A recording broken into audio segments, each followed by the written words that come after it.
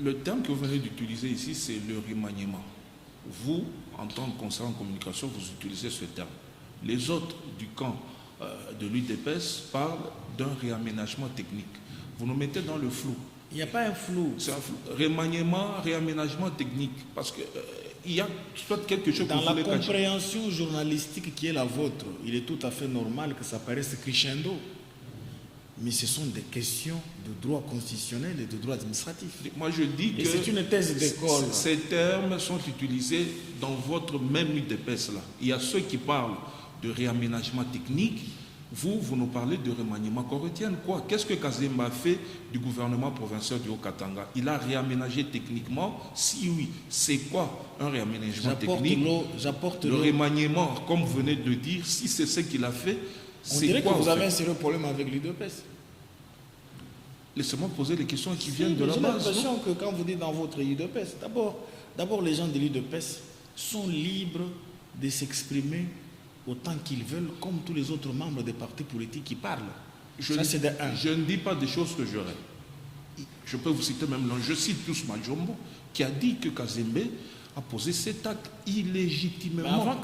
Pius Majombo est de l'UDPS, il est de votre famille politique. Mais s'il vous plaît, avant qu'on y arrive, je voudrais d'abord vous apporter un sens de proportionnalité sur les débats relativement à remaniement et réaménagement technique. Je vous dis que c'est une question d'hypothèse d'école. Il y a des écoles en droit constitutionnel, en droit administratif, qui appellent ce qui a été fait remaniement. Il y a aussi des écoles qui appellent ce qui a été fait réaménagement technique. Par toute voie de conséquence, dans tous les deux cas ou dans tous les cas de figure, il ne s'agit pas d'un nouveau gouvernement, mais il s'agit simplement d'un gouvernement où l'on a gardé certains anciens, on les a replacés, puis on a fait entrer de nouvelles têtes. Et c'est cette compote qui fait ce que l'on appelle tantôt remaniement, tantôt réaménagement technique. Pour arriver à Pius Majombo. Oui. Alors, il a dit, il a posé cet acte illégitimement. Mais je suis en train de répondre. Et ma sous-question, est-ce qu'il en avait le droit de poser, parce que le gouverneur, comme Majombo de votre UDPS l'a dit, il n'a pas été suspendu, il a été appelé à Kinshasa pour consultation. Mais laissez-moi répondre, puisque quand vous parlez de Pius Majombo, je dois répondre avec délicatesse. La première des choses, Pius Majombo est un ami. Et c'est même nous qui l'avons accueilli en son temps à l'UDPS. Ça veut dire, sur le plan de la vie en société, nous avons des relations que nous essayons d'entretenir comme telles. Ça, c'est le premier élément. Deuxième élément, les textes qui dirigent l'UDPS, les statuts, le règlement d'ordre intérieur, le code de bonne conduite et toutes les autres décisions additives qui sont venues par la suite, exigent à tout membre de l'UDPS de vivre dans le solidarisme à l'égard de tous les autres militants ou combattants. Ça veut dire, vous ne pouvez pas, vous qui êtes de l'UDPS, monter sur les réseaux sociaux, vous commencez à vous attaquer à un autre membre de l'UDPS de surcroît, gouverneur AI. Laissez-moi parler. Le gouverneur AI. Le sphinx de Limité avait prôné ça. Quand on voyait le mal, parce que nous sommes dans la même famille, il ne faut rien dire. Mais je vous dis que Pius Majombo a adhéré à l'UDPS à l'époque de Tshisekedi le père. Donc il sait ce que je suis en train de dire. Donc il ne faudra pas que vous fassiez son avocat ici, sinon vous tombez dans un syndicalisme. Non, je pose des questions marginal. Ça, c'est un procès d'intention. Je pose des questions. Vous je suis en train de répondre. Vous ne voulez pas me laisser répondre. Allez-y, maître. Vous ne voulez pas me laisser répondre. Je suis en train de fixer. C'est une question de l'UDPS. Je ne peux pas, moi, admettre que les enfants de l'UDPS se divisent pour un citron. Ça, c'est la première des choses. Donc, ça veut dire l'obligation de solidarisme que nous exigent les textes de l'UDPS fonde aussi à Pius Majombo Kitamba de pouvoir chercher à tout prix à régler ce que lui aurait présenté comme inquiétude, d'abord en interne, sans amener les choses des enfants du parti au dehors comme il le fait. Mais hélas, il l'a déjà fait. Je le vois. Mais il promet de revenir encore. Pas de souci. Il a multiplié des publications sur les réseaux sociaux. J'ai lu toutes ces publications. Mais moi, ce qui m'a intéressé, quel est le sens fondamental de ces publications? Je signale ici que Pius Madjumbo est un licencié en sciences politiques administratives. Il n'est pas juriste. Et les choses qu'il présente au dehors, c'est comme qui dirait qu'il a décidé de présenter sa nudité au dehors. Puisque tout ce qu'il dit là-bas n'a aucun fondement en droit. Ça, c'est la première des choses. Deuxième des choses, ce sont les commentaires de ceux qui le suivent dans ces propos qui m'intéressent. À quoi bon de publier quelque chose où vous avez 90% d'internautes qui sont contre ce que vous publiez? Ça doit vous interpeller vous-même qui publiez la chose de cette manière-là. Et puis, le gouverneur Kazembe Choula a fait exception dans l'histoire de notre parti. En tout cas, s'il y a 5 personnes qui ont doté l'UDPS dans les top 1 de fédération, si on compte 5 personnes, on n'arrivera pas à 3 sans citer le nom de Martin Kazembe Choula. Martin Kazembe Choula a fait venir les membres du comité central du parti ou du comité national. Il les a fait venir ici au Katanga pour aller prendre possession des sièges de l'UDPS en Poeto, à Kilwa, à Kasenga. Et vous l'avez vu. Ça ne s'est jamais fait. Ça ne s'est jamais fait. Il y a des amis qui étaient députés lors de la législature de 2018 qui ont simplement offert au parti un siège en location, le temple que nous avons là-bas. Mais Kazembe Choula a pris le droit de propriété immobilière et le remettre à l'UDPS. C'est-à-dire que Kazembe Choula a posé les mêmes actes que le Sphinx de Limité et Maman Marthe. Dans la disette, ils ont acheté le siège qui est sur le petit boulevard. J'ai vu en Boujima, et c'est Madame Lisette Kabanga qui a offert un siège avec droit de propriété à la personne morale fait privée qui est l'UDPS. Donc ça veut dire, sur le plan de la course au militantisme,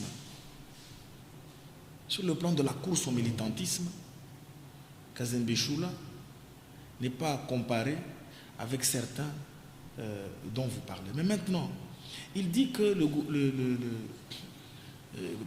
Pius Madjumbo Kitamba dit que le gouverneur de province est illégitime.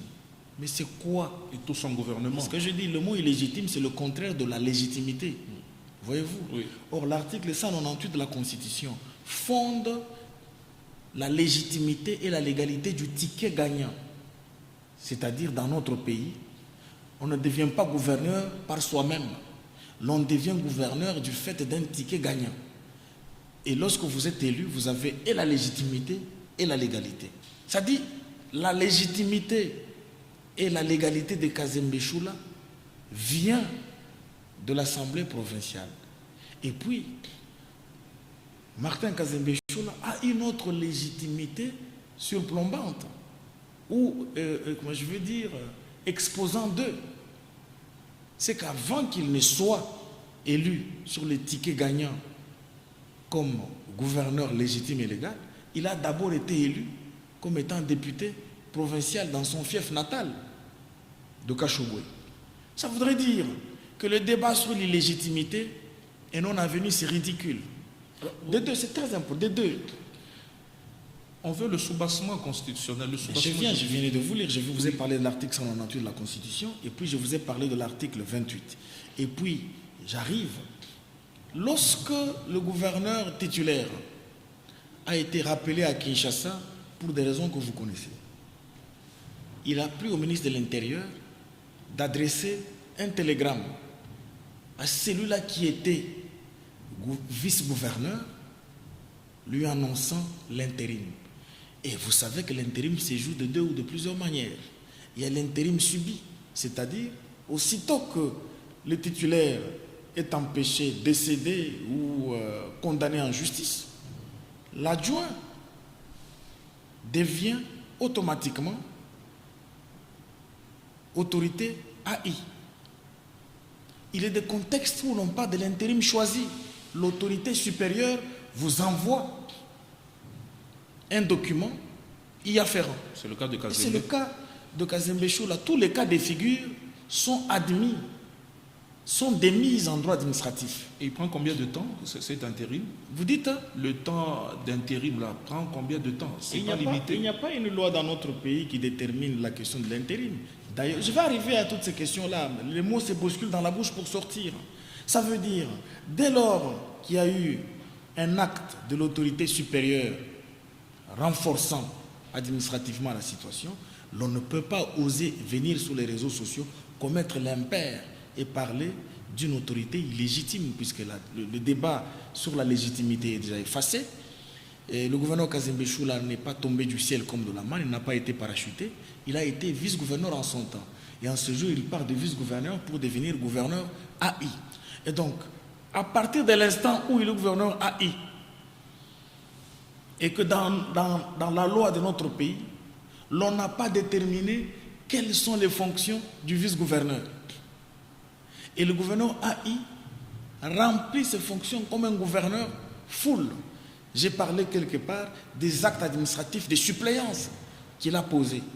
C'est la raison pour laquelle il a présenté le budget 2006 à l'Assemblée provinciale et ce budget a été admis. Sinon, si je suis ta logique, ou c'est la logique de Pius Madjombo, une autorité illégitime ne peut pas présenter un budget à l'Assemblée. Et c'est le budget qui va te faire vivre au Mulubumbashi, etc. Deuxième des choses, l'Assemblée provinciale, qui est en même temps non seulement l'autorité de contrôle, mais aussi l'autorité de contre-saint de l'exécutif provincial. Cette Assemblée provinciale a acquiescé. C'est avec tout ça, ce remaniement ou ce aménagement technique. Peut-être qu'il a dit, cette Assemblée fait montre d'une abstention coupable. Vous voyez des irrégularités, vous mais taisez. Il y a un monsieur qui a osé. Et il a porté plainte, on va y arriver. Si, mais cette plainte-là va pédaler en l'air. Pourquoi? Puisque on ne peut pas demander au président de l'Assemblée provinciale ou à son bureau, en leur reprochant d'être en abstention coupable. Ça veut dire quoi? Laissez-moi parler, s'il vous plaît. C'est du droit sensible. C'est aussi pédagogique. Oui. Ça veut dire quoi, abstention coupable? Ça veut dire le fait de ne pas agir est une faute. C'est ce que ça veut dire. Okay. L'infraction, on appelle ça les infractions de commission et les infractions d'omission. C'est pas le cas de commission, c'est comme quand je te gifle, c'est une infraction de commission. Je commets l'infraction de coups et blessures.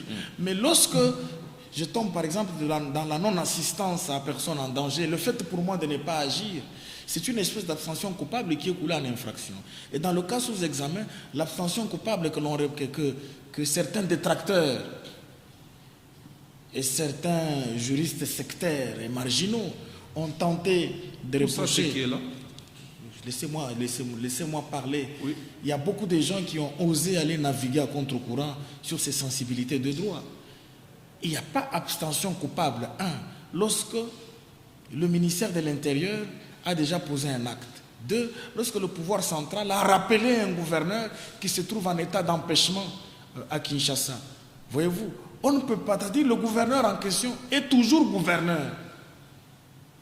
Ce sont des mesures administratives qui l'ont mise hors fonction. Et vous allez demander à cette Assemblée provinciale de tomber dans l'abstention coupable. On est dans quel droit là? Et puis, dès lors que l'Assemblée provinciale reçoit rapport, reçoit